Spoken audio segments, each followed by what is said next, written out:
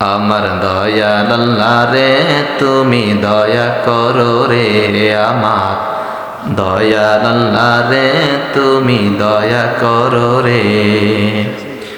ফিলিস্তিনের মুসলমানদের কি যে অপরাধ, ফিলিস্তিনের মুসলমানদের কি যে অপরাধ, নিজ বাড়িতে যাই না তারা কাফিরের ভয়ে। রহিম রহমান তুমি বিপদে করো উদ্ধার, আমার দয়াল আল্লাহ রে তুমি দয়া করো রে, আমার দয়াল আল্লাহ রে তুমি দয়া করো রে, আমার দয়াল আল্লাহ রে তুমি।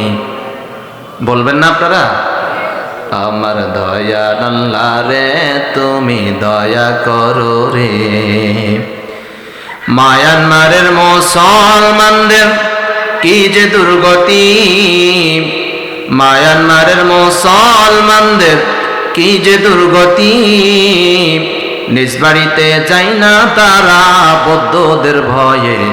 জলিল জব্বার তুমি বিপদে করো উদ্ধার, আমার দয়াল আল্লাহ রে তুমি দয়া করো রে, আমার দয়াল আল্লাহ রে তুমি দয়া করো রে, আমার দয়াল আল্লাহ রে তুমি দয়া করো রে।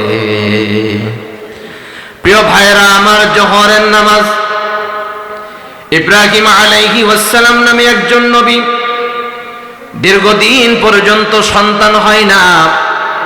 আল্লাহরে ডাক দিয়ে বলে, আল্লাহ আমারে একটা সন্তান দাও, সন্তান দাও।